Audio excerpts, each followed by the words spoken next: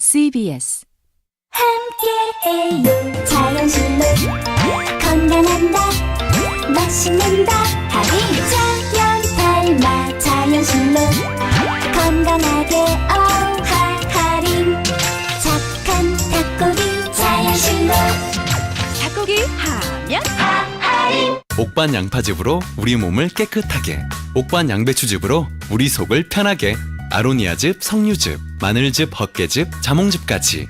옥반 제품은 첨가물이 없고 진합니다. 그래서 몸에 좋습니다. 식품은 생명이다. 옥반식품. 검색창에 옥반식품 1577-3150. 연아가 함께하는 강원 평창수 이야기. 깨끗했기에, 순수했기에, 정직했기에, 평창의 이름으로 당당히 세계에 건넨 평창수. 평창수, 물의 원칙을 지키다. 스마트 미디어를 선도하고 있는 CBS 노컷 뉴스가 소리를 담은 뉴스로 재도약합니다. 노컷 뉴스에는 뉴스메이커의 생생한 육성과 취재원들의 다양한 목소리, 뉴스 현장의 흥미로운 음향이 탑재되어 있습니다. CBS 노컷 뉴스는 CBS 레인보우를 통해서도 들으실 수 있습니다. 안녕하세요. CBS 아나운서 박재홍입니다. 사업 내 자격은 사업주가 근로자의 직업능력 개발을 위해 운영하는 자격시험 제도의 하나인데요. 현재 79개 기업, 173개의 종목에서 기업 맞춤형 현장기술 평가가 이루어지고 있으며 한국산업인력공단은 자격개발비와 운영비를 지원합니다. 기업이 적합한 인재를 스스로 양성하도록 도와 생산성과 품질 향상에 기여하는 사업 내 자격, 기업 경쟁력 강화에 든든한 파트너가 되겠습니다. 이 캠페인은 실력 중심 사회를 만드는 한국산업인력공단이 함께합니다. 자네 기계한테 물려본 적 있어? 뭐? 기계가 사람을 어떻게 물어? 하루에 22명의 작업자가 옷이나 장갑이 기계에 물리고 끼어 죽거나 다치고 있다는데 그래? 보통 일이 아니네. 하루에 22명이나? 그래서 일을 할 때는 기계 작동 부분에 안전 덮개를 설치하고 기계를 점검하거나 수리할 때는 반드시 전원을 차단해야 한다고. 우리 회사 기계도 잘 살펴봐야겠는데. 끼임 사고 예방을 위한 안전 실천, 사망 사고 없는 일터 만들기의 첫걸음입니다. 조심조심 코리아. 이 캠페인은 고용노동부와 안전보건공단이 함께합니다. 대한민국 성장의 바탕에는 어르신들의 땀과 노력이 있었습니다. 지금도 많은 어르신들께서 자신의 경력을 살려 다시 기업과 지역사회에서 적극적으로 활동하고 계십니다. 어르신들의 연륜과 경험은 젊은이들의 도전과 열정에 지혜를 더해주고 우리 사회를 활기차게 합니다. 이제는 더 많은 어르신들이 일자리와 사회활동에 참여하실 수 있도록 우리 모두 관심을 가질 때입니다. 돈으로는 살 수 없는 경험과 노하우. 어르신과 청년 세대가 함께 성장하는 조화로운 대한민국. 이 캠페인은 보건복지부와 한국노인인력개발원이 함께합니다. 이만큼 떨어져서 멀리서도 인생 셀피를 찍을 수 있는 노트9의 스마트 S펜 원격 촬영. 지금 몇 시간째 찍는 거죠? 더 뉴 슈퍼 파워풀 노트 삼성 갤럭시 노트 9이 7시 30분을 알려드립니다.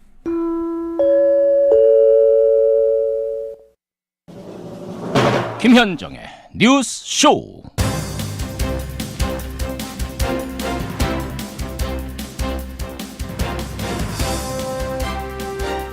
저희 아버지는 심신미약이 아니라 극악무도한 범죄자입니다. 사회로부터 영원히 격리시켜 주십시오. 지난 월요일 벌어진 강서구 등촌동 주차장 살인 사건. 알고 보니까 전 남편이 범인이었습니다. 그런데 이 남성의 딸이 청와대 국민청원 게시판에 이런 글을 올린 겁니다. 알고 보니 숨진 어머니는요, 오랫동안 가정폭력과 살해 협박에 시달려왔다고 하는데 딸이 아버지 선처를 바라는 청원은 봤어도 딸이 아버지를 엄벌해달라는 청원은 처음입니다. 오죽했으면 이랬을까요?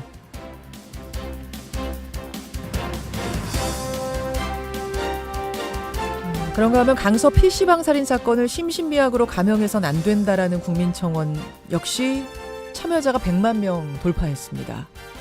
이뿐이 아닙니다. 지금 청원 게시판을 보면요. 음주운전 처벌 강화해주세요. 리벤지 포르노 엄벌해주세요. 아동범죄 가해자는 가중처벌해주세요. 뭐 이런 청원들이 줄을 잇고 있습니다. 보면서 대한민국의 사회안전망을 돌아보게 됩니다.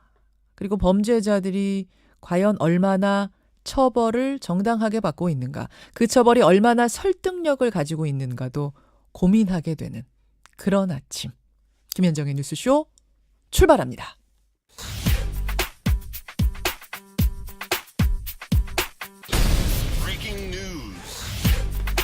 김현정의 뉴스쇼가 주목한 오늘의 포인트, 김정훈 기자 나와 있습니다. 어서 오세요, 김 기자. 네.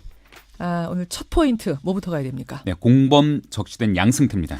사법농단의 최정점으로 의심을 받는 건 이제 양승태 전 대법원장 아닙니까?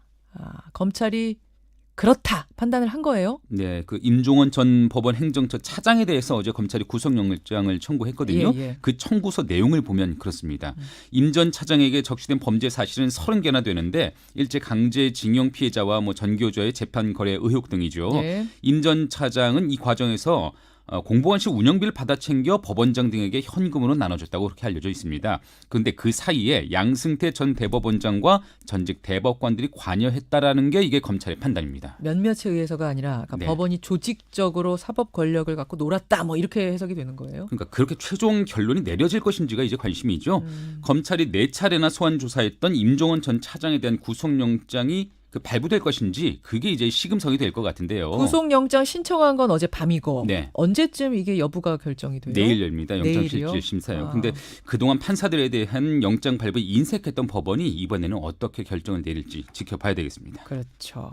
일각에서는 기존의 전례들을 봤을 때 이번에도 기각 가능성이 높은 거 아니냐 이런 얘기가 조심스럽게 나오더라고요. 네, 쉽지 않다라는 전망이 또 나오네요. 내일입니다. 네. 보죠 한번.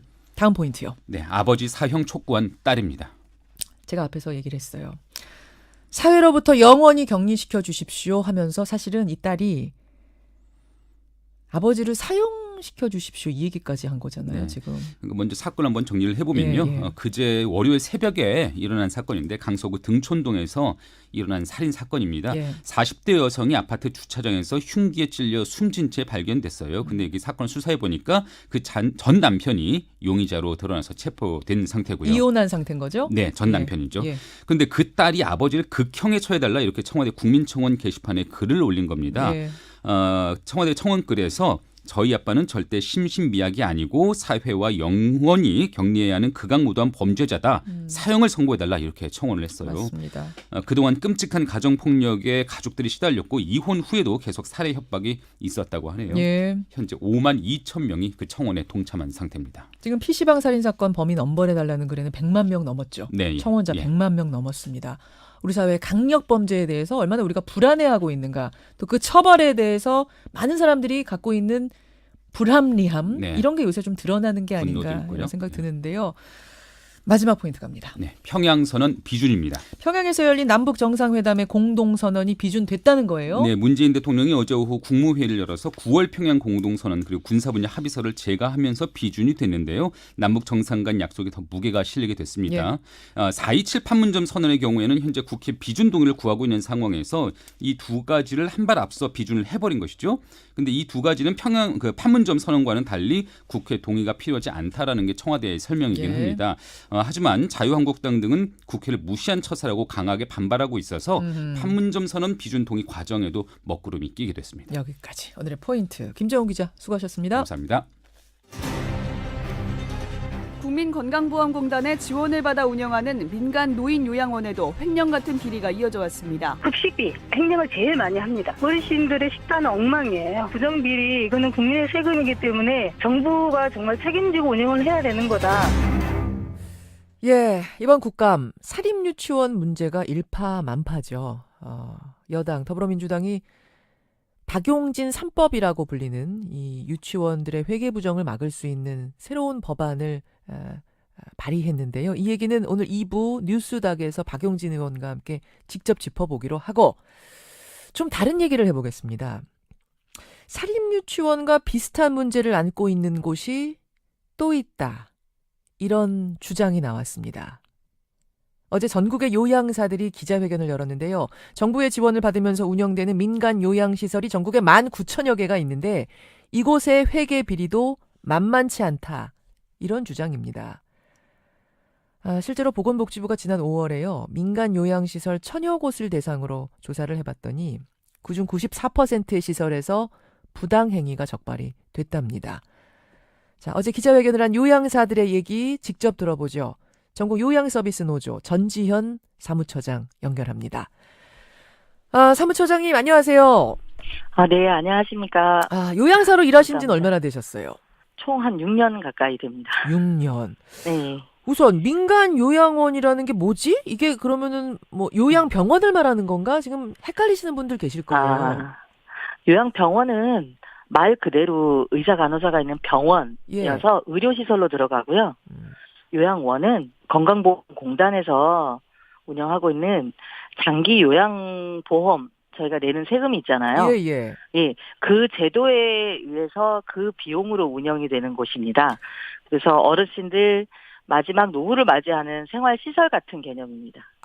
그러니까 무슨 효병원 이런 요양병원들은 그야말로 그냥 보호자가 100% 돈 내고 들어가서 이용하는 병원이고 요양병원이고 병원인 거죠. 그거 말고 이 요양원이라는 곳은 국민건강보험공단에서 지원하는 노인장기요양법에 따라 운영이 되는 그러면은 국공립이에요? 아니요. 1.1%만 국공립입니다. 전체의 1.1%만? 네네네. 그러면 나머지는 다 민간이 운영을 해요? 네네. 민간이 운영하는데 정부가 지원을 해주는 형태? 80%가 건강보험공단에서 장기요양보험료로 지원이 되고 있습니다. 80%는 그러면은 정부 지원금, 나머지 20%는 보호자가 내는 돈? 네네네. 이런 식이군요. 유치원보다 그러면은 지원받는 비율이 훨씬 높네요? 실은 거의 운영비를 다 보호자들과 세금으로 운영이 되는 걸로 알고 있습니다. 그러니까 이름은 민간이지만 사실상은 정부 지원 돈 80%로 운영되는 이런 민간 요양시설이 전국에 19,000여 개. 네. 그래요? 그렇죠. 그런데 사립유치원에서 보였던 것과 비슷한 회계 비리들, 부정들이 저질러지고 있다. 어제 그렇게 주장하셨어요. 네네네. 어떤 식입니까? 실은 지난 10년간 이 요양시 제도가 생겨난 지 10년이 됐는데요. 예. 지난 10년간 회계 보고를 하는 시스템이 없었습니다. 아예 없어요? 예. 그게 올해 생겨났고요. 예. 재무회계 시스템이라고 올해 7월부터 적용이 되게끔 의무로 바뀐 거고요. 예. 한 번도 이런 그 회계 보고나 뭐 이런 관리를 받아본 적이 없습니다. 정부의 지원금이 들어가기 시작한 건 언제부터인데요? 처음 생길 때부터 시작이 됐고요. 생길 때면 언제입니까? 10년 전에 2008년에 예. 제도가 만들어진 걸로 저희도 알고 있습니다. 7년 전에 생겼는데 한 번도 국가 공인 재무회계 시스템 안으로 들어온 적이 없었다. 네네. 감사가 된 적도 없었다. 그러다가 네네. 올해 처음 감사. 작년에 경기도가 감사했다는 걸로 그게 처음이고 실은 복지부 차원으로 이런 현지조사를 한 건 회계 관련된 현지조사를 한 건 올해가 처음인 걸로 알고 있습니다. 그렇군요. 자, 그러면은 뭐 감사를 했을 때 나왔던 사례들도 있을 거고 또 요양사분들의 증언도 있을 거고 다 네네네. 취합을 해보셨죠? 일단 제보가 들어오는 것까지만 말 그대로 요양원 3년을 하면 빚을 갚는다라는 얘기를 해요. 이건 원장들이 직접 자랑을 합니다. 자기 빚 갚는다고요? 예. 아니 어떤 사례들이 실제로 적발이 됐어요?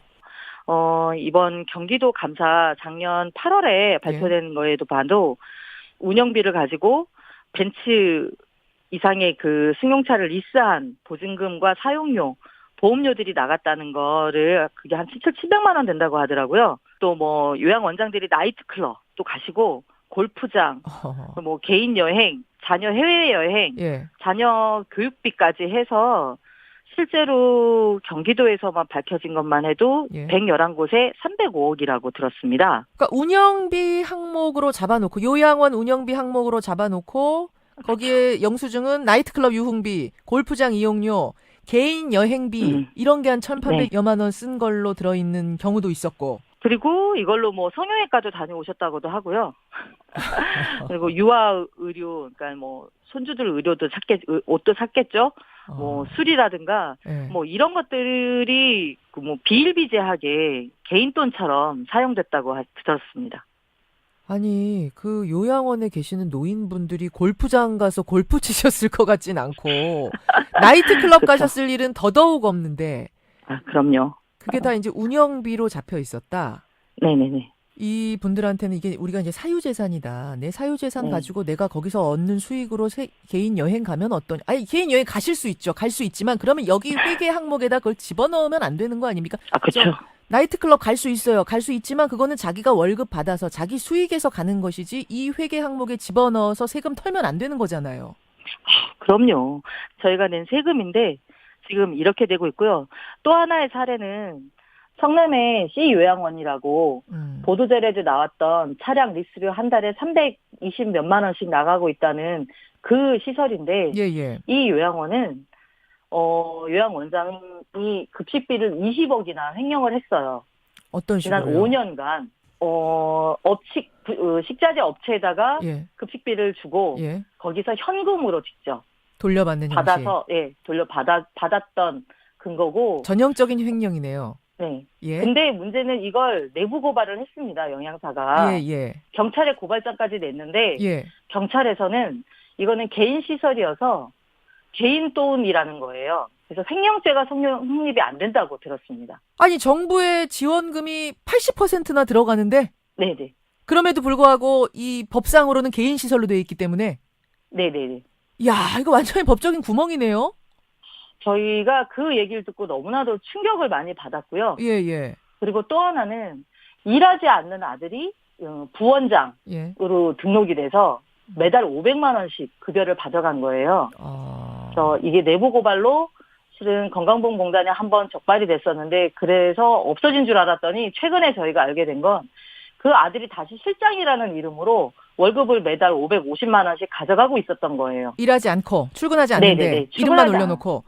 네, 직원들 한 번도 본 적이 없다 그랬어요. 아니 여기가 정말로 개인이 운영하는 정부에서 돈 하나도 안 들어가는 우리 세금 안 들어가는 곳이면 이렇게 운영하든 저렇게 운영하든 마음대로 한다고 칩시다. 근데 지금 지원금이 80% 들어가고 있다면서요. 그렇죠. 그리고 어쨌거나 보호자들이 내는 20%로 하면 100% 국민들이 내는 돈으로 운영이 되는 거죠. 굉장히 심각한 경우를 지금 말씀하셨을 거라고 생각합니다만 뭐 다 이 요양원들이 다 이런 식은 아닐 거예요. 하지만 적발된 곳을 따져보니 1000여 개 조사했는데 그중에 94%가 이런저런 그쵸. 크고 작은 비리들이 다 적발이 됐다는 그쵸. 이 얘기는 전수조사의 필요성을 일단 좀 느끼게 하고요. 사립유치원의 경우와 같은 좀 악몽이 떠오르기도 하고 그런 상황인데 저는 사립유치원보다 더하면 더할지 덜하지 않다고 봅니다. 이런 일들이 비일비재하게 많이 있고 특히 아까 얘기한 성남의 C요양원은 건강보험공단에서 그 시설 평가를 하거든요. A등급을 받은 시설입니다. 그래요. 2번이나 적발이 되고 작년 감사에 걸렸는데도 평가에서 A등급을 받은 시설이에요. 최고 등급을 받은 거거든요. 도대체 이런 요양원은 어떻게 운영해야 돼요? 저도 하나 내야겠어요.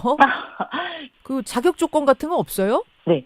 문제는 건물주이면 요양시설을 낼 수가 있고 대신 요양원장은 뭐 요양보호사 경력 5년 이상, 사회복지사 경력 뭐 3년 이상, 뭐 이런 경력 정도 가진 사람을 고용만 하면 되더라고요. 그래서 실제로 요양원을 내는 건 그런 사람들 그리고 또 어르신 2.5명당 1명의 요양보호사 예를 들어 이런 자격 기준은 최소한의 기준은 있는데 이런 사람들을 고용만 하면 되는 거여서 시설을 내는 그 설립 주체가 어떤 자격을 가지는 건 아니었습니다. 그러니까 뭐 의료 자격증을 가지고 있다든지 그런 이런 건 식이 아니에요. 병원하고는 전혀 다른 차원인 거군요. 그러니까 돈이 있는 사람, 건물주가 필요한 자격 조건 가진 사람 원장으로 앉히기만 하면 누구나 낼 수 있는, 누구나 정부 돈 가져갈 수 있는 거예요. 네. 그런데 정부 돈을 넣었으면 관리 감독이 잘 돼야 하는데 지금 관리 감독은 여태 전혀 안 되고 있었다. 네.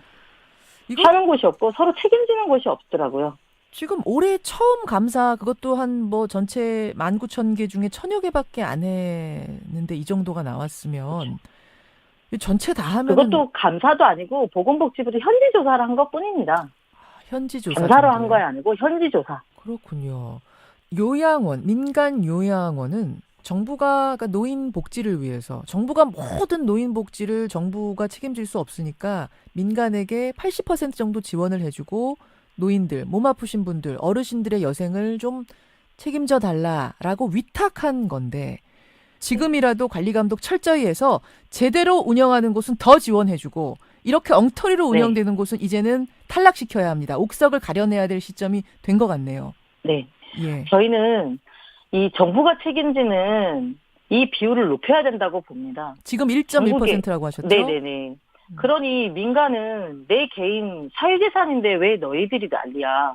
왜 정부가 재무 회계 제표 시스템을 만들어? 이거는 우리 사유재산이야. 라는 게 지금 시설장들의 주장이거든요. 예. 그래서 이거는 정말 정부가 관리 감독하고 책임을 져야 한다라는 게 국공립시설을 늘리고 관리 감독 정말 철저히 해주셨으면 하는 게 저희 바람이고 우리 요구입니다. 제대로 된 전수조사가 지금 이루어진 것도 아니고요. 명단이 공개된 것도 아니기 때문에 우리가 얘기할 수 있는 부분은 극히 일부분입니다. 이제부터는 할 수 있는 기관, 책임 있는 기관에서 나서 주셔야 될 것 같습니다. 여기까지 말씀 듣죠. 고맙습니다. 네, 고맙습니다. 예, 전국 요양서비스 노조의 전지연 사무처장이었습니다.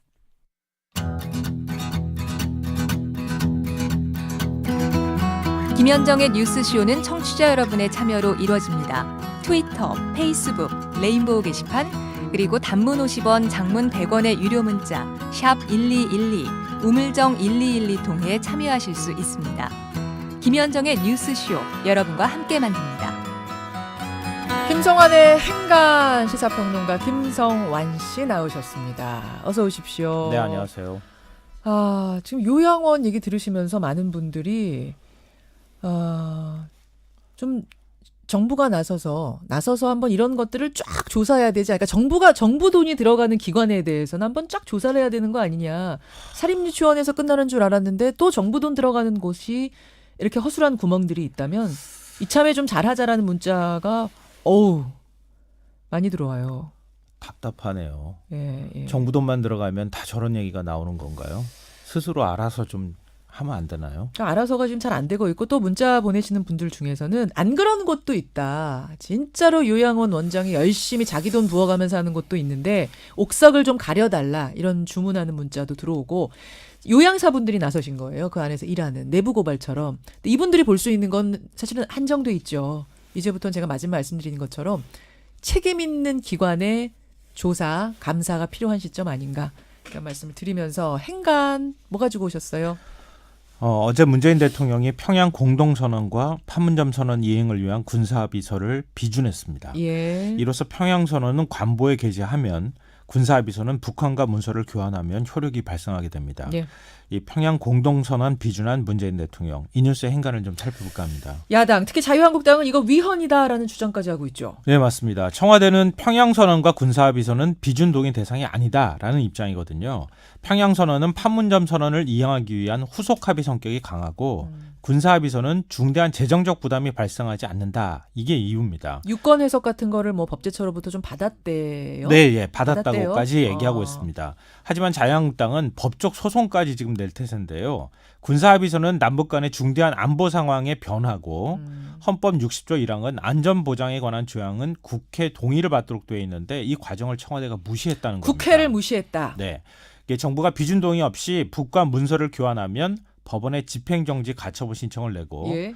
헌법재판소에는 권한쟁의 심판 소송을 추진하겠다 이렇게 단단히 벼르고 있는 상황입니다. 자, 그럼 이제 법제처의 유권 해석 받았다고 하더라도 청와대에서는 야당이 이런 반발을 할 거라고는 생각했을 거예요. 아니면 좀 애매한 지점들이 있기 예측은 때문에. 했을 거예요. 예. 네. 그럼에도 불구하고 강하게 밀고 나가서 비준한 이유 행간 있을 것 같아요. 첫 번째 행간은 걱정하지 마세요.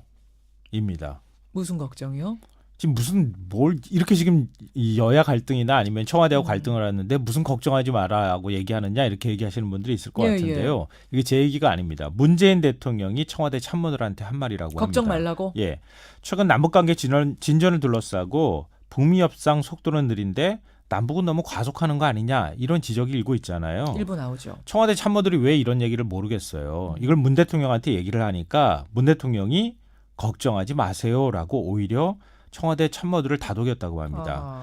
청와대 관계자 말은 그래요. 문 대통령은 시간이 걸리더라도 큰 틀에서 맞는 길로 가고 있다는 확신과 자신감이 있는 것 같다. 그러니까 보통 국무회의에서 조약을 의결하면 대통령이 서명하고 제거하는데 한 2, 3일 정도 걸리거든요. 근데 어제는 하루 만에 모든 절차를 뚝딱 그냥 끝나버렸어요.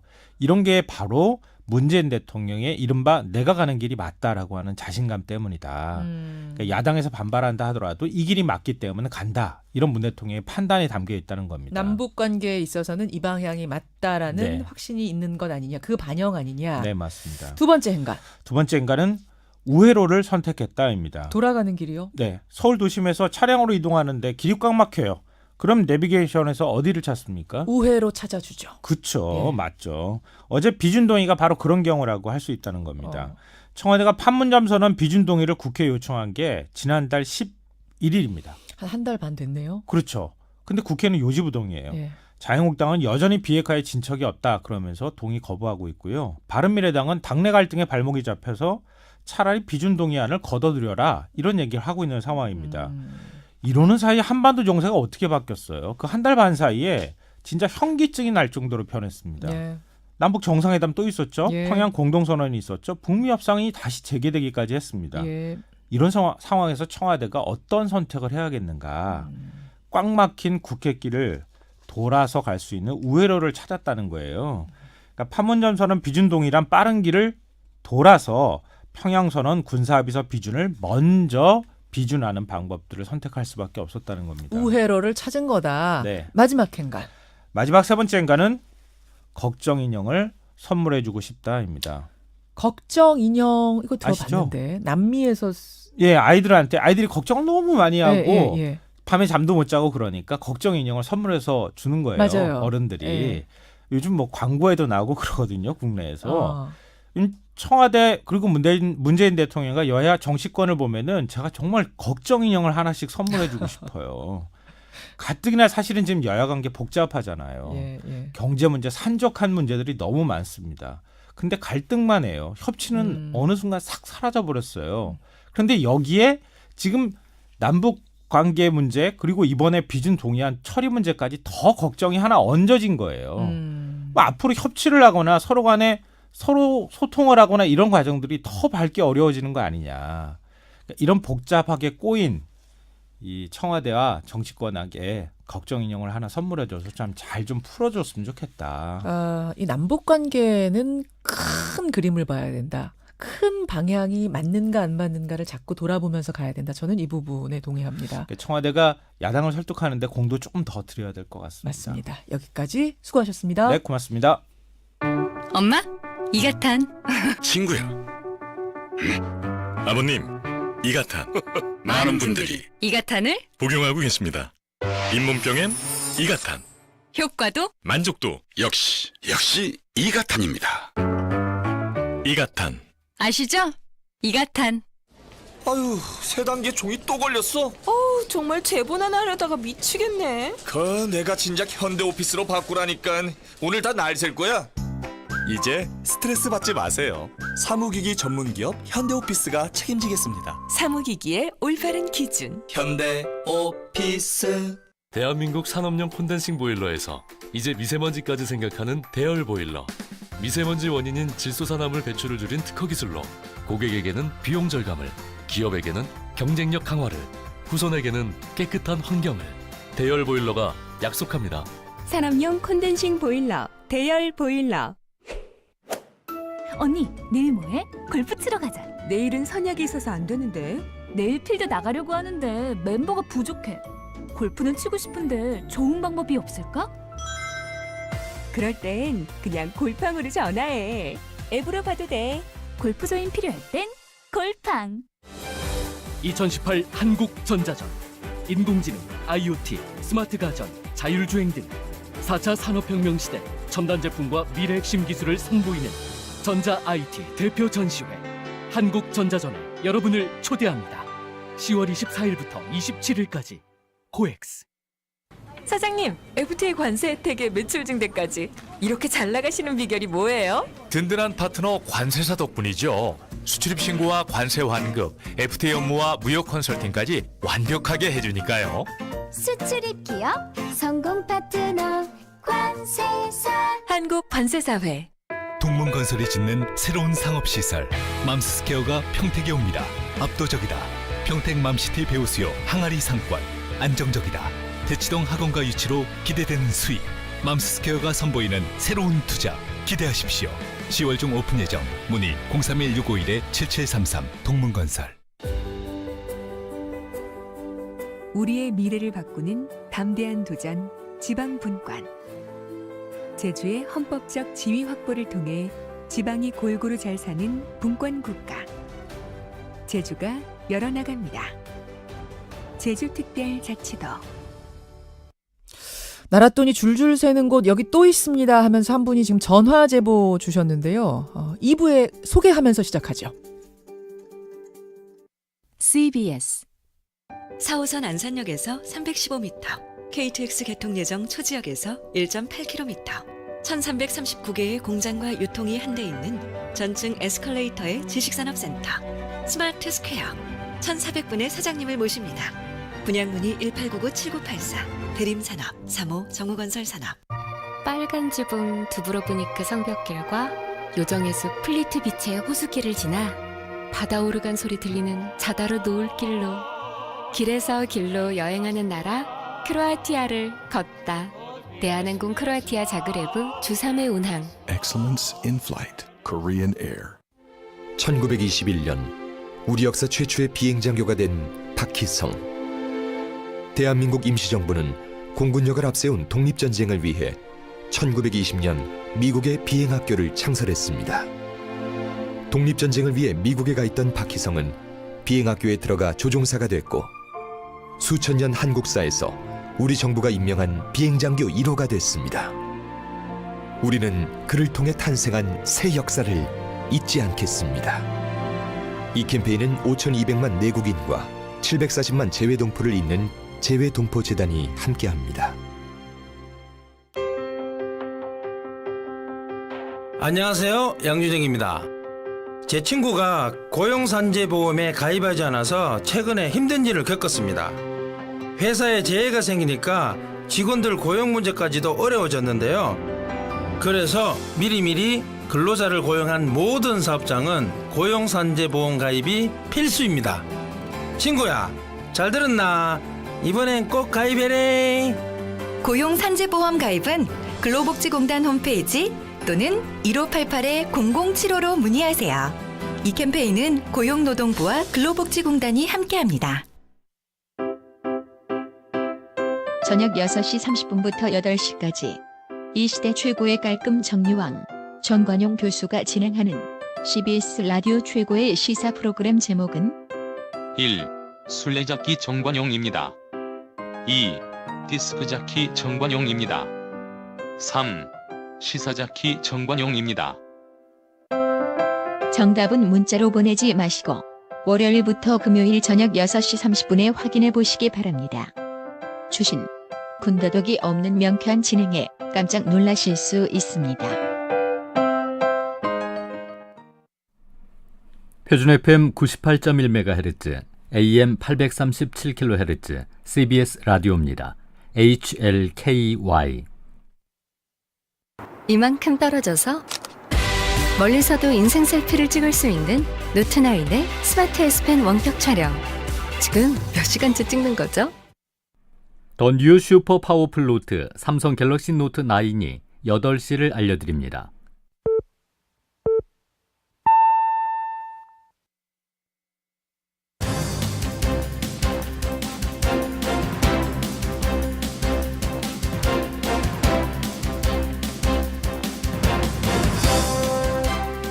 김현정의 뉴스쇼 2부 출발합니다. 제가 아까 전화 제보 온 거 말씀드린다고 했죠.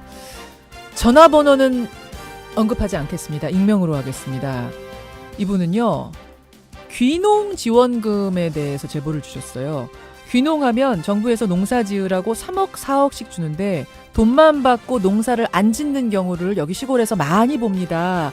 이거 문제 많아요. 한번 좀 짚어주세요. 이런 전화를 방송국으로 주셨어요. 도대체 정부의 지원금이라는 게 다 결국 우리 국민 세금인데 그렇잖아요, 박 의원님. 예, 이전 의원님 그렇잖아요. 도대체 얼마나 이게 지금 새고 있는 건가? 이유는 다 좋아요. 다 좋은 의도로 지원해 주는 건데 정말 잘 운영이 되고 있는 건가? 쓰이고 있는 건가? 이거 한번 이번 기회에 다 들여다 봐야 되는 게 아닌가 저는 이런 생각이 드는데 전화 제보 주신 분 고맙습니다. 이거 저희가 들여다 보겠습니다. 그리고 오늘 2부에서는요. 조금 전에 목소리 출연하신 두 분과 함께 뉴스닥 진행을 하고요. 박용진 의원, 이상일 전 의원 준비하고 계십니다. 그리고 얼마 전 취임한 최영애 인권위원장 오늘 첫 방송 인터뷰 준비가 되어 있습니다. 이분이 우리 사회의 혐오와 싸우겠다, 뿌리 뽑겠다. 첫 일성이 그거였어요. 어떤 혐오들을 지금 보고 계시는 건가 얘기 나눠보고요. 대종상 시상식이 며칠 전에 열렸는데 참 어처구니 없는 일이 벌어졌습니다. 대리수상자로 무명의 트로트 가수 한사랑 씨가 류이치 사카모토 대리수상을 했는데 저는 무슨 관계가 있는 건 줄 알았더니 알고 보니까 서로 일면식도 없는 관계였다고 해요. 도대체 어떻게 이런 일이 벌어진 건지 대종상 시상식 뒷얘기 한번 들어보죠. 50원에 담은 100원의 장문 유료 문자 샵 1212 카톡 레인보우 그리고 유튜브까지 열어놓고 출발합니다. 허구한 날 변변이 한우리 그런 새끼 제발 좀 나와. 지금 바로 메이킨으로 해결하세요. 변비, 복부팽만, 식욕부진 한 번에 싹 메이킨. 좋아. 메이킨으로 육회, 상쾌. 오케이. 변비엔 메이킨. 바닷물을 마실 수 있는 물로, 더러워진 물을 다시 깨끗한 물로. LG의 수처리 솔루션이 물 걱정 없는 세상을 만들어갑니다. 옳은 미래 LG. 지아씨 굿모닝. 요즘도 변비? 아니요. 굿모닝 S. 굿모닝 S? 네, 변비 치료제 굿모닝 S. 굿모닝 S. 네, 생약으로 만든 한방 변비약 굿모닝 S. 변비엔 굿모닝 S.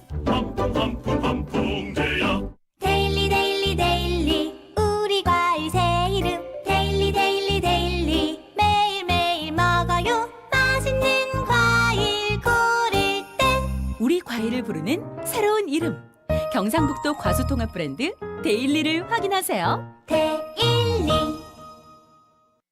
빗뚤빼뚤 땅의 경계를 바르고 정확하게 뒤죽박죽 옛 도심을 깔끔하게 구석구석 우리 땅을 한눈에 볼 수 있게 지적 제조사로 대한민국 국토가 새롭게 태어납니다.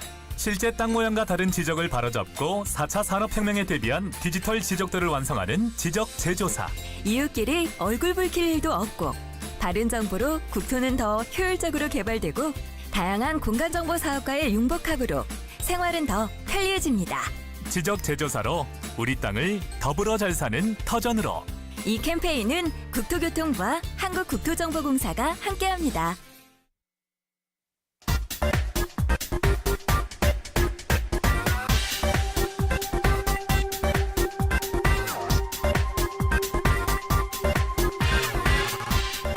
미국엔 나스닥, 우리나라엔 코스닥이 있다면 뉴스쇼에는 뉴스닥이 있습니다. 뉴스쇼 증권시장 뉴스닥 오늘의 패널 소개합니다. 먼저 무소속 이상일 전 의원 어서 오십시오. 네, 안녕하세요. 반갑습니다. 그리고 이번 국감이 낳은 최대 스타. 사실은 이제 1부에서 2부 넘어갈 때 유튜브는 화면이 계속 나오거든요. 보통은 우리 밖에서 담당자가 제 얼굴을 잡는데 오늘은 이분 얼굴을 잡는 겁니다. 그러셨어요? 감사합니다. 박용진 의원 어서 오십시오. 안녕하세요. 서울 강북구 선거구 출신의 박용진입니다. 요즘은 하루에 언론 인터뷰 몇 번 하세요? 많이 할 때 14개가 했고요. 최근 이 건 이후에 어제 하면 세바라 그랬어요. 세바라. 예, 몇 번이나 하나. 50, 그러니까 50 몇 개를 했다고 그러더라고요. 세상에. 이 것만으로. 와, 아니 그러니까 국감 시작하기 전과 후에 국회의원으로서의 삶이 달라지셨을 것 같아요. 일단 내가 사랑받고 있다는 느낌 있잖아요. 그런 거. 국민들로부터 응원받고 있다는 느낌. 그래서 요즘 한참 가을 야구 뜨거운데 야구장에 있는 선수가 더 이렇게 기운을 내게 하는 건 그 응원하는 그 관중들의 함성 소리거든요. 그래서 응원가도 선수별로 다 있잖아요. 아, 그렇죠. 그래서, 예. 그래서 막 그 저한테 문자 댓글 뭐 그다음에 온갖 저기 지지 형식이 예. 뭐 기사의 댓글과 문자로 보내주는 걸 그리고 후원금 있잖아요. 예. 10,000원, 20,000원. 소액이지만. 네, 그게 수천 건이 들어오면서 그 밑에 입금자란에다가 응원합니다. 그리고 어디 누구 맘, 누구 아빠 이렇게 해서 보내주는 것 때문에 아, 국회의원 하길 잘했다. 꼭 한 번 더 해야 되겠다. 열심히 더 해야지 이런 생각을 하고 솔직한 한마디 한 번 더 해. 한 번입니까? 두 번입니까? 어디 가면 이제 막 얼굴도 알아보고. 예. 그렇죠. 그렇습니다. 그래서 이제 굉장히 지금 피곤하게 지내시지만 제가 볼 때는 얼굴은 더 좋아지셨어요. 일주일 동안. 아까 이제 이상윤 선배님이 엔돌핀이 돌지 않느냐 그러시던데 실제로 그런 것 같아요. 예. 진짜 그래요, 이 의원님. 이렇게 국민들이 지지해주면 사실은 굉장히 큰 것과 싸울 때도 힘이 나고 그렇습니까? 그렇죠. 사실은 지금 국회에서 국감을 할 때 언론이 많은 비판도 하고 국민들이 실망하는 것이 소위 맹탕 국감, 뭐 내용도 없는 국감을 한다. 또 호통만 치는 국감. 이러지만 국감의 중요성을 우리 박용진 의원이 정말 보여준 겁니다. 그러니까 사실은 국감 스타가 되셨고 정말 큰 일을 했죠. 근데 많은 국민들이 그동안에 사립유치원이 그런 문제가 있었는가. 일부는 아셨겠지만 대다수 국민들은 몰랐는데 그렇죠.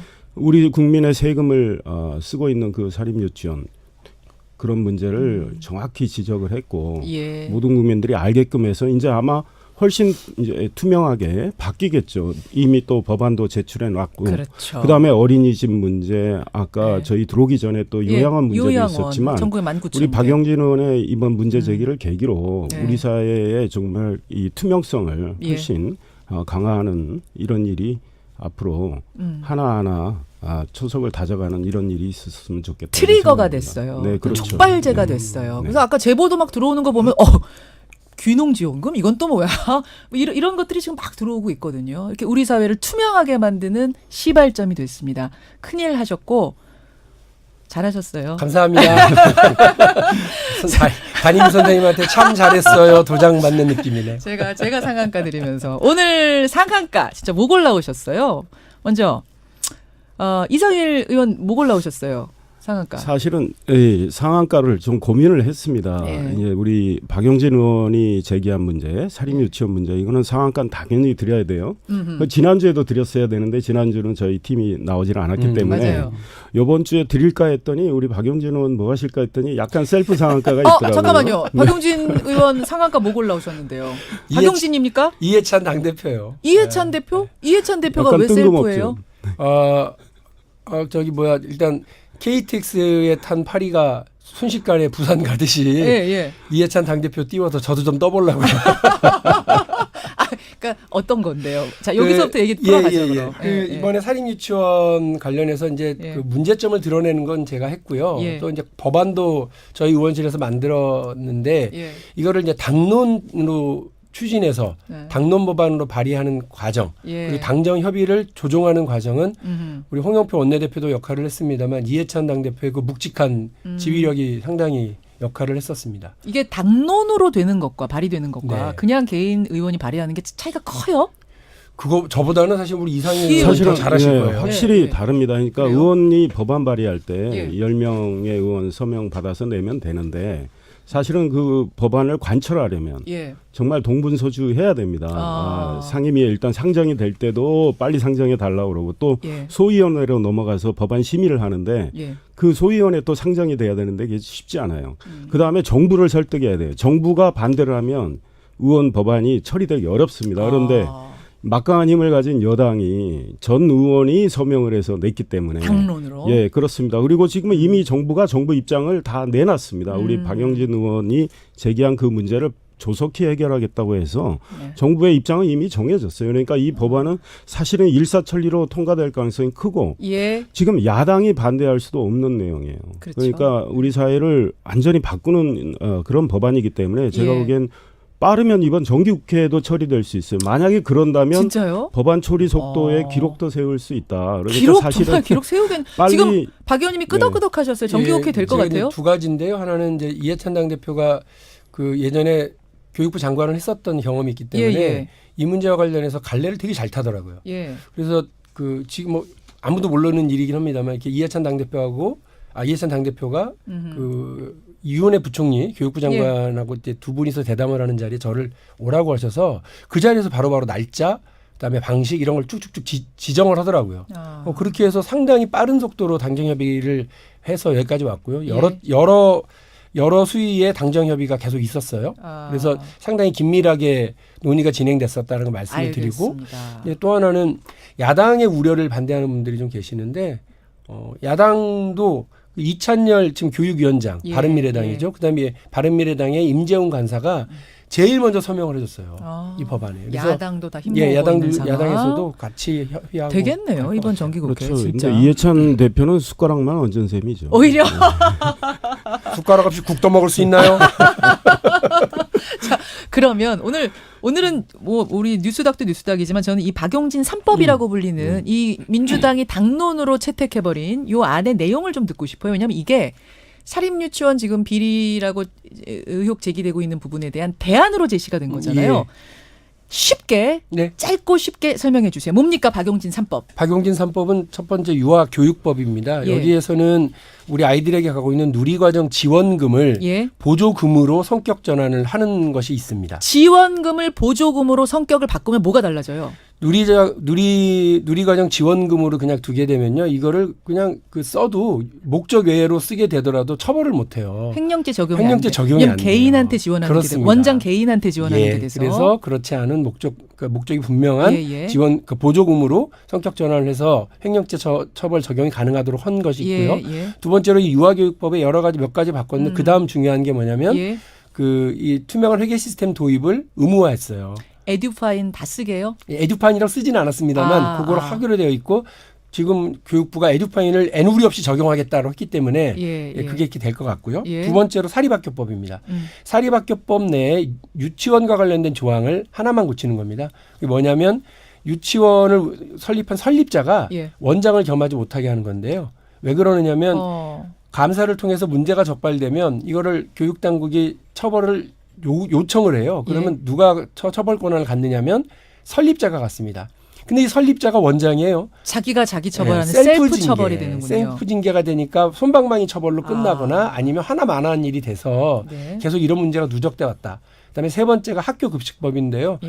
그 지금까지 그 유치원에서 아이들 급식비 이렇게 어떻게 좀 빼가는 거 아니냐라고 하는 걱정과 의심들이 많았는데 유치원은 학교로 규정해 놓고도 학교급식법의 대상으로 두지는 않았었거든요. 그런데 학교급식에 해당하는 대상으로 유치원도 편입시키는 겁니다. 그렇게 되면 훨씬 안전하고 또 건강한 급식이 가능해질 것으로 믿고 있습니다. 위탁을 하더라도 자격 심사를 반드시 받게 하는 이런 있습니다. 항목들이 지금 들어가 있는 걸 제가 봤어요. 자, 이게 바로 3법입니다. 이런 대안들부터 우리가 시작을 해보자. 투명하게 바꿔보자.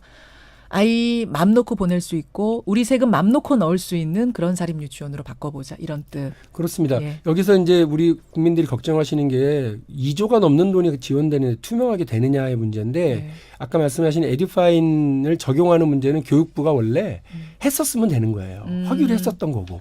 그런데 지금까지 안 했었으니까 교육부가 저는 국민으로부터 100가지 비판을 받으면 그중에 한 40은 유치원 연합회나 유치원 원장님들이 받으셔야 되고요. 나머지 60은 교육부하고 교육청이 받아야 된다고 생각해요. 담당 기관에 잘못 있다. 그렇습니다. 분명히 있다. 교육 당국이 있죠. 그래서 제가 여당입니다만 이 문제와 관련해서 교육부에 대해서 상당히 비판적으로 교육감을 지금 진행하고 있고 진보자 붙은 교육감님들 실망스러운 경우 많아요. 그래서 저는 아이들 문제와 관련해서는 제가 비록 진보를 자처하는 사람입니다만 보수 진보 없다. 이런 거 관련해서 당연하죠. 진보자 붙은 교육감님들이 엉성하게 일처리한 것도 제가 계속 지적을 하고 되게 나무랬거든요. 앞으로도 그럴 거예요. 그러니까 뭐 같은 진보 편인데 왜 이러냐 저한테 그러지 마시고요. 할 일 똑바로 들으시면 돼요. 아, 좋습니다. 박용진 3법 이야기 오늘 상한가는 이해찬 대표였지만 박용진 3법 얘기 좀 해봤고요. 이상일 전 의원의 상한가. 네, 그래서 그렇습니다. 누굽니까? 그래서 당연히 박용진을 꼽으려다가 본인이 꼽는 것 같아서 이 좀 고민하다가 아무래도 이제 야권을 쳐다보게 되더라고요. 근데 야권에서 가장 요즘 주목받는 분이 한 분 계신다 이런 생각을 했습니다. 누구입니까? 황교안 전 총리. 황교안 이제 전 이분의 어떤 정치적 선택이 어떻게 될지 몰라도 이름이 많이 나오고 또 차기 대선 주자로 야권에서는 예. 지금 바른미래당의 유승민 의원과 함께 가장 선두권을 형성하고 있는 분이고 이분의 선택에 따라서 내년 봄에 시점은 언제가 될지 몰라도 봄으로 예상이 되지만 예.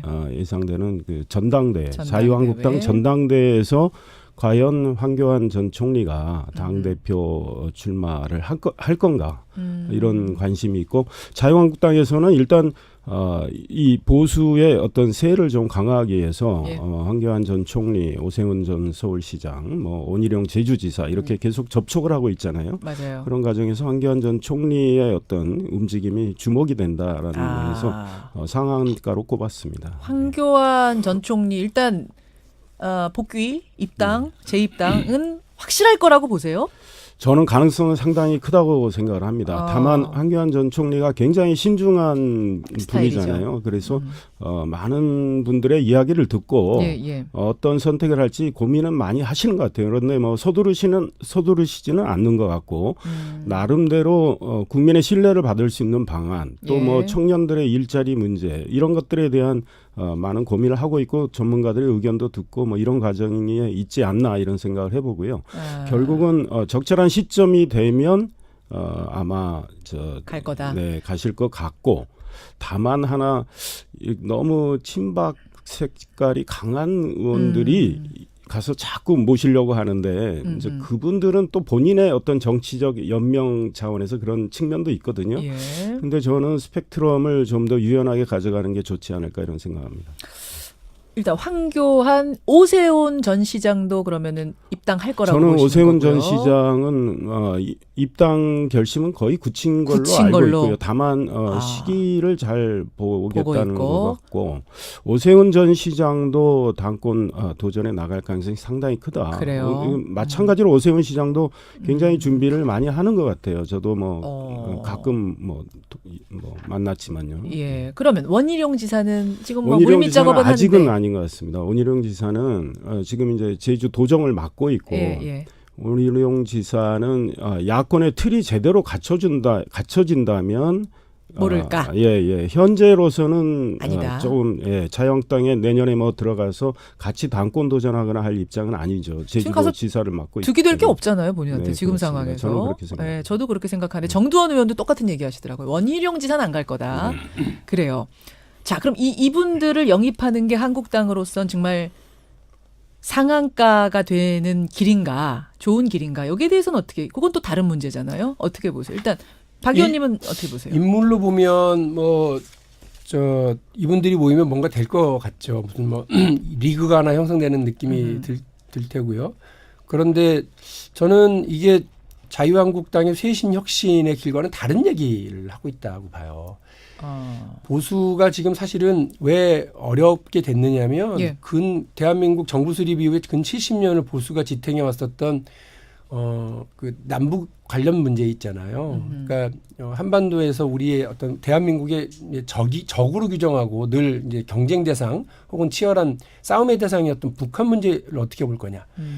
미국과 북한의 관계가 달라지고 또 미국과 한국의 관계가 조금씩 변화하고 있는 이 격동기에 여전히 낡은 화두를 쥐고서만 있었던 거예요. 그러니까 시대가 달라지는데 사람은 그대로 있습니다. 여기서 사람 얼굴 새로운 사람들도 아니잖아요. 그분들 다시 모아놓는다고 그래서 보수 혁신이 될까라고 하는 아주 커다란 문제가 있어요. 그런데 저는 전원책 변호사가 뭐 보수의 어떤 혁신을 하실 것처럼 그러더니 지금 사실은 뜻밖으로 사람 몇 명 데려다가 눈에 띄는 활동만 하려고 그러는 건 아니냐. 이거는 근본적인 처방이 되지 못한다라고 하는 일단 지적이 하나. 두 번째는 예를 들면 황교안 전 총리. 이분이 그 공안검사로서 수사를 지휘한 적이 있고요. 국무총리로서 국정을 지휘한 적은 있으나 이 난장판 혹은 아수라장이라고도 표현되는 정치권에 들어와서 질서정연을 지휘한 바가 없어요. 이거는 아마 이상일 선배님도 잘 아실 거예요. 이게 그냥 바깥에서 질서정연한 조직을 지휘하는 거하고 여기 그 현실 정치판에 국회와 이 정치판을 지휘하는 거, 이 온갖 욕심이 막 창궐하는 이 여기에서 그걸 하는 건 다른 문제라서 저는 이분의 운명이 제2의 정운찬이 될 수도 있다. 온갖 정치권과 온갖 세력들이 다 찝쩍찝쩍 같이 하자고 하고 때가 되면 대망론이 떴으나 결국은 이 판을 어떻게 하지를 못해서 이용만 당하다가 그냥 주저앉았던 바로 그분 생각나네요. 아쉽습니다만. 제2의 정운찬이 떠오른다. 그래요. 아니 근데 저는 요 시점에 잠깐 전원책 변호사 얘기하셨잖아요. 조광택이 전원책 위원 얘기하니까 갑자기 그 얘기 떠올랐는데 전원책 위원이 최근 한 말 중에 이슈가 된 말이 하나 있습니다. 왜 촛불 시위는 혁명이라고 하면서 태극기 들고 나오시는 분은 태극기 부대라고 하느냐. 요게 큰 파장을 일으켰어요. 이 말이. 자, 이상일 전 의원 어떻게 보세요? 저는 전원책 변호사가 그에 대한 부연 설명을 더 뭐 하셨다면 훨씬 이해할 수 있는데 왜 촛불만 혁명이고 태극기는 부대냐? 일단 그 문제 의식은 이런 것 같아요. 그러니까 촛불을 둔 분이나 태극기를 둔 분이나 다 우리의 국민이고 이 사회를 보는 관점이 다를 뿐이지 애국심은 마찬가지 아니냐 이런 차원에서 말씀을 하시지 않았을까. 예컨대 태극기를 둔 분들이 무슨 뭐 소위 뭐 범법을 저지른 분들도 아니고 이 우리나라의 어떤 자유민주주의 체제와 시장 경제를 위해서 자기 나름대로 자기의 정치적 의사를 표출했다고 보거든요. 그러니까 그런 차원에서 아마 전원책 변호사가 그런 이야기를 하지 않았을까 이런 생각이 들고 우리 박용진 의원 말씀과 관련해서 이제 한국당의 쇄신 저도 뭐 굉장히 기대하는 바인데 뭐 이루어질지 안 이루어질지는 지켜봐야 되는데 지금 당장 뭐 쇄신이 안 된다고 예단할 이유는 없다. 그러니까 이 한국당 내로 소위 자기의 가치 보수의 가치를 지금 재정립해서 구현하겠다는 거 아니겠습니까? 근데 그 보수의 가치를 구현하기 위해서는 지금 분열돼 있는 이 보수를 일단 통합을 해서 쇄신을 해나가겠다는 거기 때문에 게다가 태극기 부대를 뭐 받아들인다고 해서 그거를 뭐 보수의 뭐 지금 가치를 재정립하는 거하고 충돌된다고 볼 수는 없거든요. 충돌 아니라고 보시는 거예요? 그분들도 보수의 가치를 구현한다고 보시는 거기 때문에 왜냐하면 뭐 그분들의 생각은 그분들의 생각대로 있는 거예요. 그러니까 예컨대 이런 거예요. 그러니까 좌파 진영에서 통진당을 뭐 해산했지 않습니까? 이미 뭐 대법원에서 다 끝난 사안인데 그거에 대해서도 통진당 해산이 잘못됐다고 주장하시는 분들이 있잖아요. 근데 그분들을 배척하지는 않지 않습니까? 이런 맥락에서 아마 한국당이 그렇게 보는 것 같아요. 다만 이제 쇄신은 어떻게 보여줄 건가죠? 그러면 일단은 인적 청산 작업에는 들어가 있는 거 아니겠습니까? 그러니까 사실은 지난 정부의 국정 실패와 관련해서 여당으로서 책임을 질 수 있는 분들에 대한 인적 청산을 한다면 그거는 저는 쇄신이라고 보는 거죠. 근데 다만 그 정도가 어떻게 되느냐에 문제가 알겠습니다. 있고 또 국민들이 그걸 어떻게 보느냐. 이 국민 평가가 중요한 국민 거죠. 평가가 중요한 거다. 지켜보고 나서 나중에 평가를 하는 게 좋겠다. 태극기 부대 받아들이고 안 받아들이고를 먼저 받아들이지 마라 이렇게 할 수는 없다. 그거는 또 자발적으로 입당하는 분들까지 계시기 때문에. 박 의원님, 태극기는 부대고 왜 촛불만 혁명이냐? 이거 일단 어떻게 생각하세요? 그 새로운 사회를 열망하는 것을 우리가 사회과학적으로든 아니면 문화적으로든 이게 혁명이라고 얘기를 하는 거니까 촛불과 관련해서 보다 나은 대한민국을 기대하고 그걸 염원했던 분들에 대해서 혁명이라고 붙이는 것은 찬사라고 보고요. 그러나 사실 태극기 부대가 처음 시작됐을 때는 박근혜를 지키는 것으로 시작이 된 것도 사실이잖아요. 그 한 개인을 지키는 것을 혁명이라 하지는 않고요.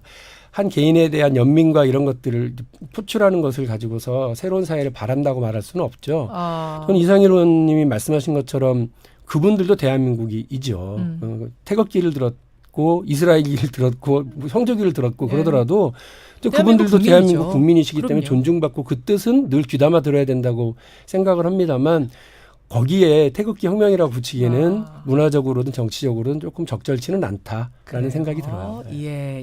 오늘 박 의원님의 그 유치원 3법 얘기하다 보니까 좀 중요한 부분이어서 사실 따로 떼서 인터뷰를 해도 될 만큼 중요한 부분이어서 진행을 하다 보니까 오늘 상한가까지 진행을 하고 하한가도 사실 준비해 오신 게 보니까 한국당 얘기 쪽이 좀 있어요.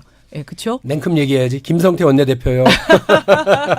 김성태 원내대표 계속 하한가를 그래서 아마 다음 주에도 또 이 얘기가 다음 우리 팀 또 나왔을 때 또 이야기가 이어질 수 있을 것 같아서 오늘은 상한가 듣는 것으로 두 분과 인사 나누겠습니다.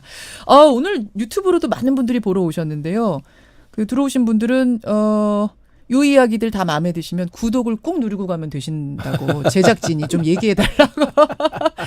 뉴스쇼에 큰 힘이 되고 또 구독 누르면요. 예. 알람이 옵니다. 뉴스쇼 시작하기 5분 그렇습니다. 전에. 맞아요. 네, 굉장히 편리해요. 누르고 좋아요 누르고 이렇게 가주시라는 한 말씀을 덧붙이면서 두 분과 인사 나누겠습니다. 고맙습니다. 감사합니다. 뉴스타 박용진 의원, 이상일 전 의원이었습니다.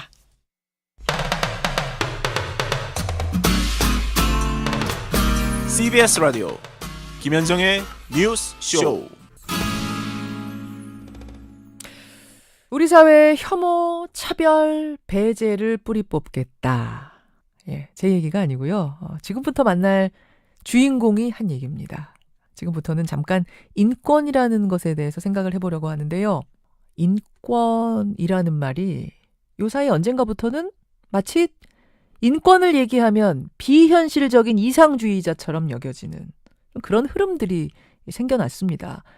갈수록 혐오는 늘어가고 인권은 설 자리를 잃어가는 이런 상황. 그러면서 사회 갈등은 더더욱 커지고 있는 상황. 그래서 이분이 풀어야 할 숙제가 많습니다. 신임 국가인권위원장으로 뽑히신 분이죠. 최영애 위원장 만나보죠. 최 위원장님 안녕하세요. 안녕하세요. 조금 늦었지만 취임 축하드립니다. 감사합니다. 비법률가 출신의 여성의 이런 분이 인권위원장 되신 게 처음이잖아요. 네. 소감이 어떠세요? 8대 인권위원장이 된 거예요, 제가. 예. 그런데 그동안에 다 남성이었고 법조인이었고 이제 이런 거여서 그것만큼이나 제가 갖는 어떤 그 무게감 그리고 책무감 이거는 사실 굉장히 중하죠. 그렇죠. 그래서 근데 저는 이제 늘 우리가 이것이 아직도 낯선 사회에 있구나 이런 생각을 다시 합니다. 사실은 역으로 돌이켜보면 그러네요. 네. 진짜 아직도 비법률가고 여성이 장에 오른다는 사실이 이게 뉴스가 되는구나. 네, 그렇죠. 네. 그러네요. 네, 그러니까 이제 소위 남성적 영역이라고 되어졌던 어떤 영역에서 여성들이 수장이 되는 경우들이 꽤 있거든요. 근데 이제 우리는 생소하고 이제 이런 여전히 그런 사회에 갔습니다. 예, 그러네요. 정말 그러고 보니까 그러네요. 근데 굉장히 민감할 때 어려운 시기에 인권위원장 되셨어요. 네. 그렇죠. 우리 사회에 그렇습니다. 네. 혐오라는 이슈가 굉장히 대두돼 있고 인권 이야기하면 먹고 살기 바쁜데 무슨 인권 이런 얘기가 나오는. 그렇죠. 이럴 때 인권위원장이 되셔서 좀 어깨가 무거우세요. 네. 그래서 어떤 의미에서는 사실 인권이 무엇인가 하는 것을 생각할 수 있는 시기이기도 하다. 저는 역으로 이제 이런 생각도 좀 해요. 예. 이게 너무 인권이 우리 사회에서는 추상화된 권리로 있는 것 같다. 그래서 이거를 가까이에서 나의 그 일상적 삶 속에서 나타내게 하는 것, 이게 제가 가지고 있는 임무 이렇게 생각을 하고 있습니다. 우리 삶 속에서의 인권 문제를 찾아서 그 이슈를 해결해보자. 그래서 첫 일성이 우리 사회의 혐오와 차별을 해소하겠다 이러셨어요. 네, 그렇습니다. 예, 맞습니다. 지금 말씀하신 것처럼 정말 우리 사회에 지금 혐오가 만연해 있습니다. 여성 혐오, 남성 혐오, 난민 혐오, 노인 혐오 네. 너무 많아요. 맞아요. 그 혐오들 중에서도 가장 시급하다, 가장 심각하다 생각하시는 건 어떤 혐오? 그러니까 어느 혐오도 심각하지 않은 것은 없다. 이제 저는 그렇게 보는데 예. 한국 사회에서 지금 가장 심각하게 좀 이렇게 대두되는 것이 그 여성에 대한 혐오 예. 그리고 우리가 난민을 그렇게 우리 사회 문제로 이렇게 접한 거는 얼마 되지 않거든요. 그렇죠. 왜 이 시점에서 꼭 혐오와 차별을 가장 중요하게 펼쳐가겠다 이런 이제 공약 일종의 이런 거를 했냐면 예. 그것에 대한 적절한 어떤 제재와 사회적 그 각성이 없으면 예.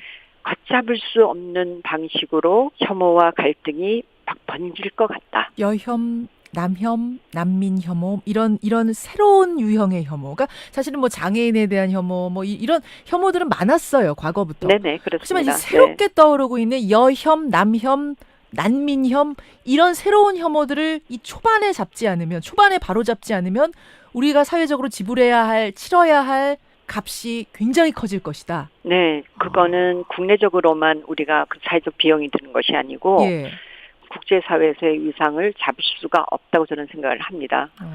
근데 지금 위원장님 그러셨잖아요. 초반에 바로잡지 않으면 이 혐오 문제는 사회적으로 치러야 될 값이 굉장히 커질 거다. 근데 난민 수용에 대해 반대하시는 분들은 난민법 폐지하자 이러시는 분들의 주장이 바로 그 지점이에요.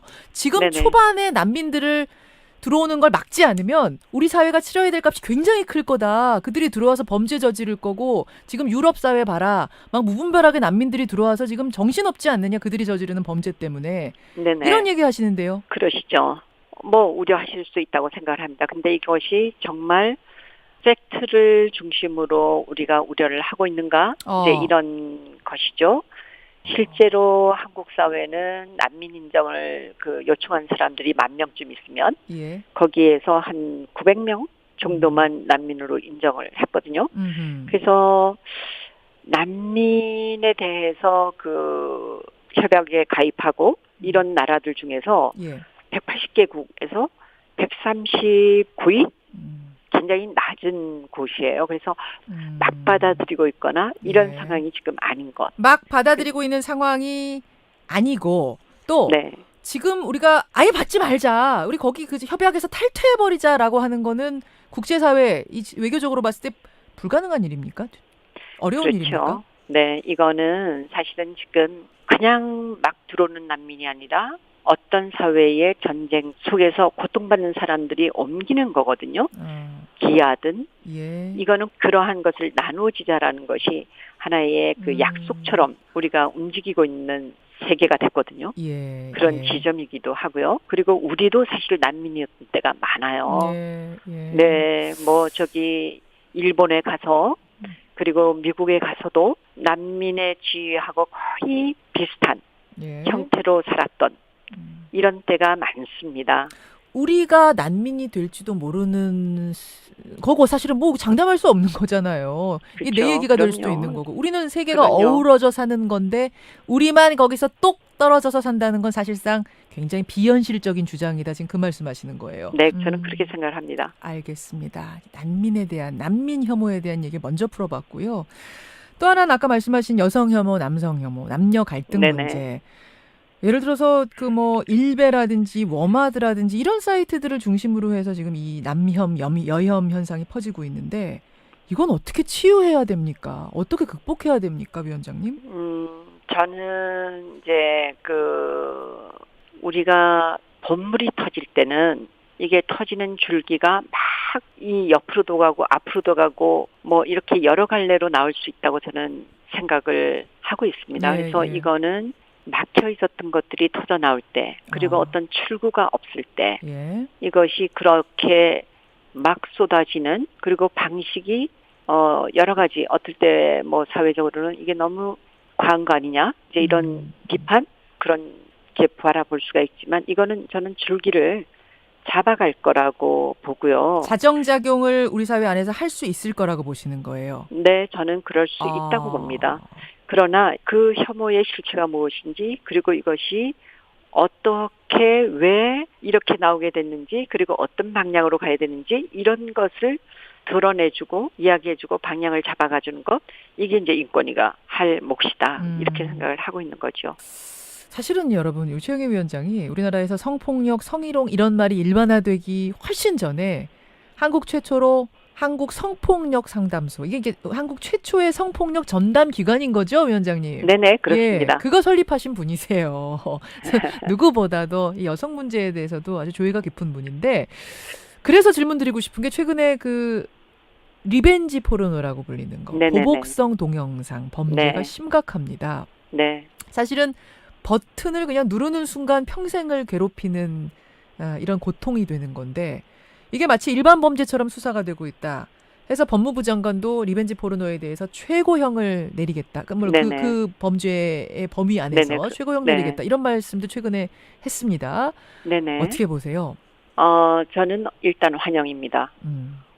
보복형, 이제 동영상 이런 거를 유포를 했을 때 이제까지는 너무 가볍게 생각해왔다.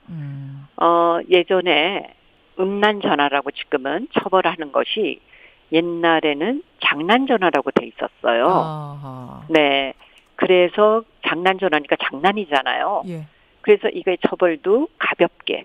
그러나 이거는 매우 중요한 범죄였거든요. 물론이죠. 그래서 네, 이 변화, 인식의 변화, 저는 우리가 굉장히 쉽게 생각했거나 아니면 범주에 넣지 않았던 어떤 인권의 영역들이 이제 인권으로 편입되고 확정되고 있다고 생각을 하고 있습니다. 예. 이 리벤지 포르노 관련해서도 네네. 그러니까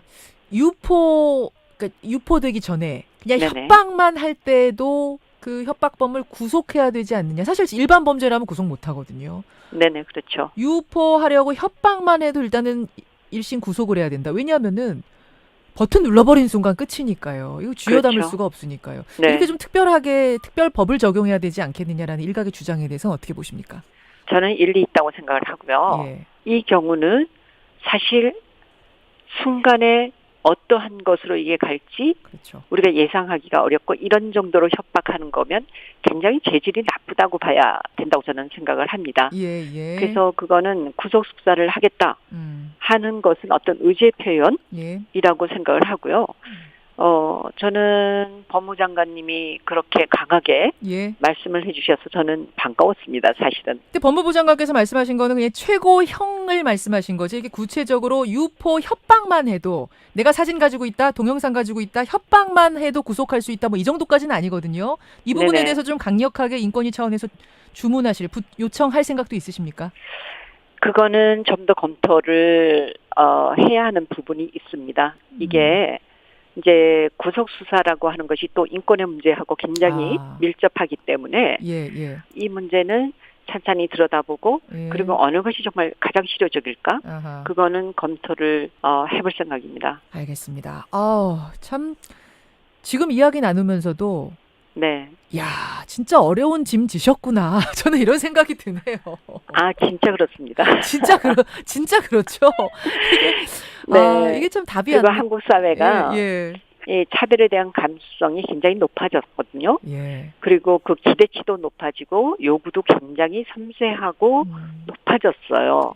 그래서 여기에 부응하는 그리고 이거는 차별의 문제도 그렇고 혐오의 문제도 그렇고 이게 이 집단이 있는 거죠. 혐오를 받는 집단, 하는 집단, 차별을 하는 집단, 받는 집단. 이 관계 속에서 정말 어떻게 이걸 잘 바른 방향으로 그리고 무엇이 우리가 함께 가면서 가져가야 되는 가치인가. 이제 이거 굉장히 어려워요. 어렵습니다. 참 어려운 때 인권위원장이라는 무거운 짐을 지고 이제 사회의 그 혐오들, 차별들, 여러 가지 문제들, 갈등을 풀어 나가셔야 돼요. 건강관리 잘하시고요, 위원장님. 네네. 고맙습니다. 좋은 해법을 찾아서 잘 풀어주시기를 부탁드리겠습니다. 고맙습니다. 네, 고맙습니다. 국가인권위원회 신임 위원장입니다. 최영애 위원장이었습니다.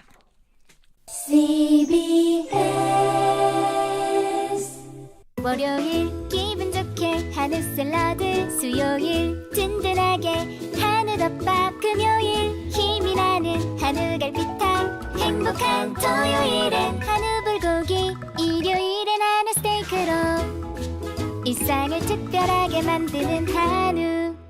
월요일 기분 좋게 한우 샐러드, 수요일 든든하게 한우덮밥, 금요일 힘이 나는 한우갈비탕, 행복한 토요일엔 한우 불고기, 일요일엔 한우 스테이크로 일상을 특별하게 만드는 한우.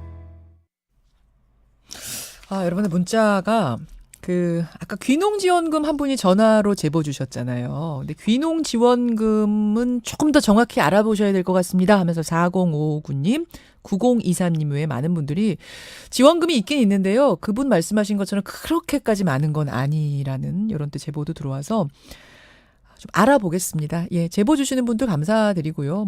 100% 알아야 제보 주시는 건 아니니까요. 제보들 주십시오. 그 제보 외에도 또 많은 제보들이 지금 막 들어오고 있어요. 제가 받아보니까 여기도 그래? 저기도 그래? 이런 것들 3492님, 이용호님 외에 많은 분들 저희가 알아보겠습니다. 취재해 보겠습니다. 고맙습니다. 그런가 하면 그 요양원 이야기 들으시고요. 제가 아는 요양원은 이래요 저래요 하는 제보들도 지금 많이 보내주고 계시는데 그 비리투성이인 요양원 알고 있습니다. 5926님 0034님 저희 어머님은 지방 요양원에서 근무하시는데 이곳 진정 엉망입니다 하는 분 계시고요. 이기정님은 제가 알고 있는 곳은 원장 본인 급여도 못 받아갈 정도로 영세한 곳도 있어요. 안타깝습니다. 이런 곳도 있다는 거 옥석 가려주세요 라는 문자도 보내주고 계세요. 들여다봐야 될 것 같습니다. 보내주신 분들 고맙습니다.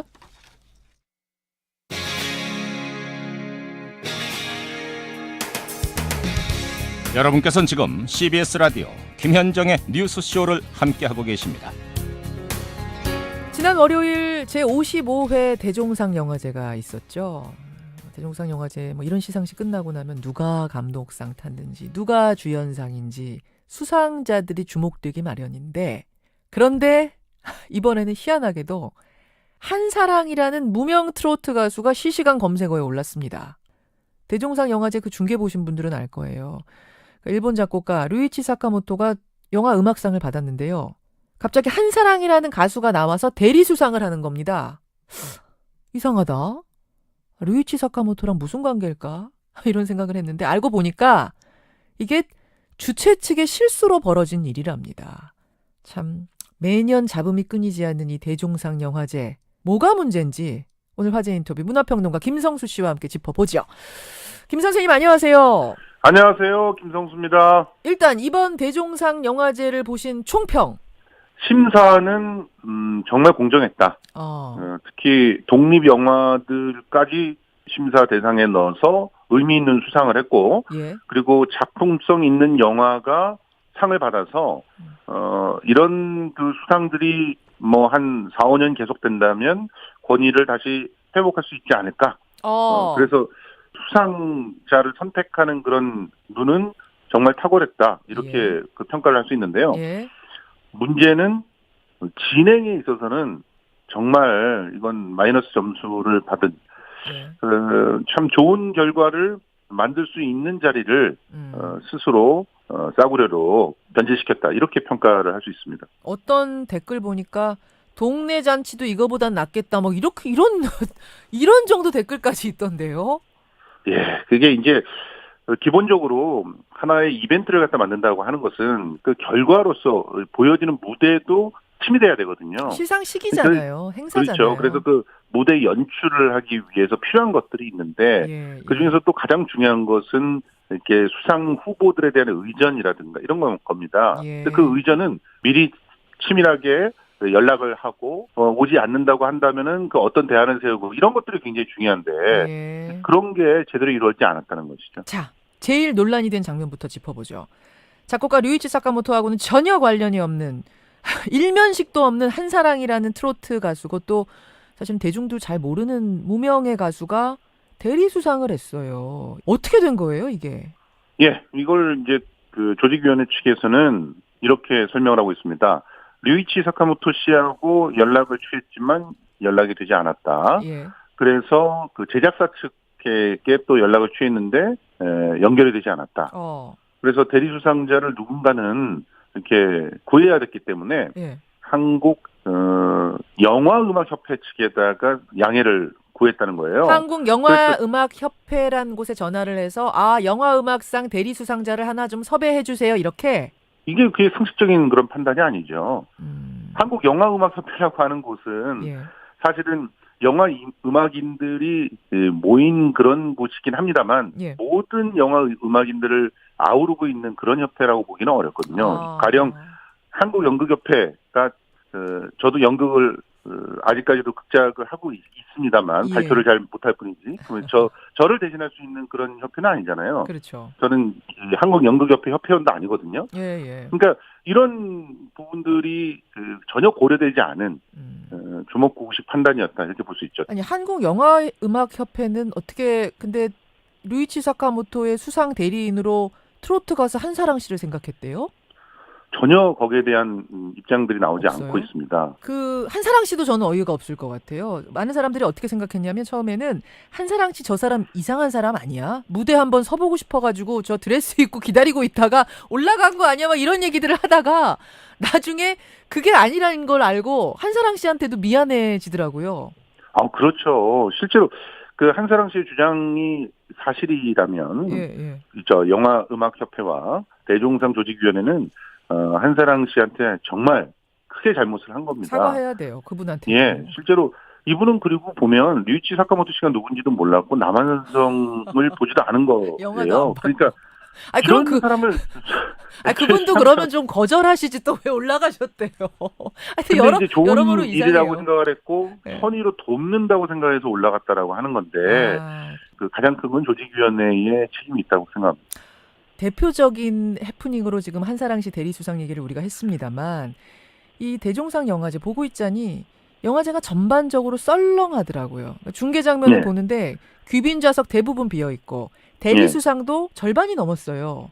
19개 부분 중에서 11개 부분이 지금 대리수상을 한 건데 대종상 영화제가 얼마나 신뢰를 잃었는가. 다시 말해서 영화인들이 대종상 영화제가 있다고 자기 스케줄을 빼놓지 않는 그런 영화제 돼버렸는가를 보여주는 모습입니다.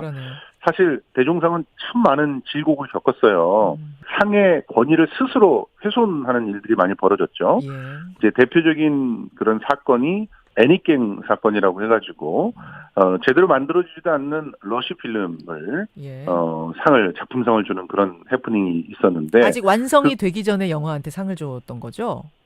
사실은 개봉이 된 영화를 기준으로 해야 되는 것인데 개봉은커녕 완성이 되지 않은 그런 필름이 제출되었는데도 그게 상을 받는 그런 일이 벌어졌었거든요.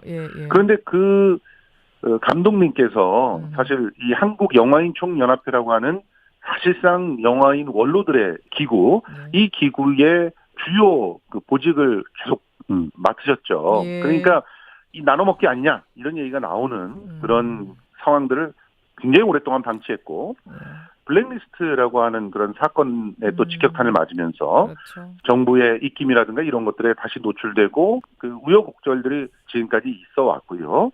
앞으로 대종상 그 영화제가 그 신뢰를 찾지 않는 한 영화인들이 외면을 해서 이제 썰렁하게 비어 있고 또 연락이 잘 안 돼서 뭐 대리수상자를 찾아야 되는 그런 일들이 반복될 가능성이 높습니다.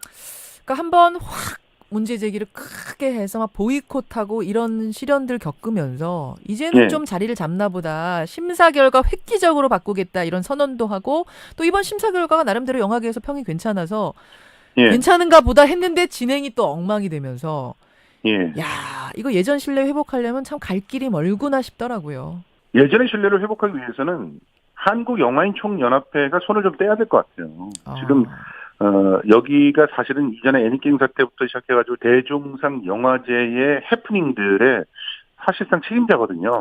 그래서 정확하게 대종상만을 고민하는 그런 조직위원회가 다시 만들어지고 그리고 그 조직위원회를 통해서 하나씩 문제를 풀어나가는 것이 필요하지 않을까 그런 생각들을 합니다. 참 역사와 전통이 깊은 한국 영화의 큰 축제였는데 어쩌다가 이렇게 된 건지 하여튼 아쉽습니다. 참 아쉬워요. 아쉽습니다. 부디 제 궤도로 다시 올라오기를 바라면서 오늘 말씀 고맙습니다. 고맙습니다. 문화평론가 김성수 씨였습니다. 레드 들어봐. 내가 엄청난 걸 생각했거든. 이런 디자인도 가능할까? 그럼 이건? 와우, 서프라이즈! 좋아, 레드! 한 개의 제품도 성심성의껏 소량 납품종도 쉽고 빠르게 상상이 현실이 되는 레드. 한번 맡겨봐. 김정근, 이지혜의 비타민 뉴스. 구주제약에서 정말 탐나는 비타민을 만들었습니다. 우리 부부처럼 탐난다고 합니다. 엘시스테인과 비타민의 만남, 엘시비탐. 피로엔, 엘시비탐 파워. 피부엔 엘시비탐 미. 탐나는 비타민, 엘시비탐. 잘 듣는 회사, 구주제약. 사랑하는 사람에게 뭐라고 하세요? I love you. 그럼 사랑하는 사람에게 주고 싶은 약은 누가 만들죠? I love 유유. 유유제약이죠. 당신을 두 번 생각하는 제약회사 I love 유유. 사랑하는 사람에겐 잊지 마세요. I love 유유. 유유제약. 시장 상황이 악화되고 있어요. 또 금리 상승이. 거래처 부도났대요. 침착해. 매출 채권 보험을 들어놨잖아. 차지. 슛. 신용보증기금 매출채권보험이 대한민국 중소기업의 골든타임을 지킵니다. 연쇄부도의 위험에서 안전할 수 있도록 거래처에서 외상대금을 받지 못할 때 손실금액의 80%까지 지급해주니까 기업의 외상거래에서 매출채권보험 가입은 더 이상 선택이 아닌 필수입니다. 기업을 살리는 매출채권보험 대표번호 1588-6565 자세한 사항은 홈페이지에서 확인하세요. 이 캠페인은 중소벤처기업부와 신용보증기금이 함께합니다. 어떠한 작업 환경에서도 어떠한 위험에서도 앞으로 나아가야 한다면 잔칼을 신어라. 현장의 뜨거운 열정과 함께 나의 발걸음이 역사가 된다. The new safety shoes, Zanka. 잠 잘 오는 매트가 따로 있어? 라디샤인 몰라? 특허까지 받아 믿을 수 있는 순한 발열 매트래. 아, 열이 파노라마처럼 돌고 원적 외선까지 나온다는 매트가 라디샤인이야? 우리 집은 부모님부터 애들까지 전부 라디샤인이라고. 햇살을 매트 위로 라디샤인. 우리 집은 라디샤인.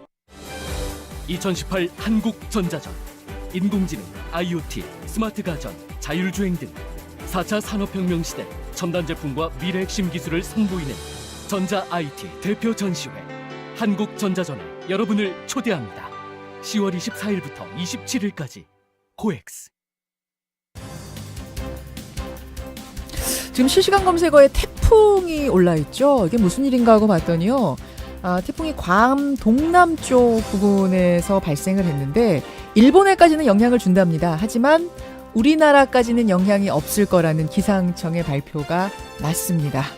안심하셔도 될 것 같네요. 오늘 뉴스쇼는 여기까지입니다. 저는 내일 아침 7시 반에 돌아오죠. 고맙습니다.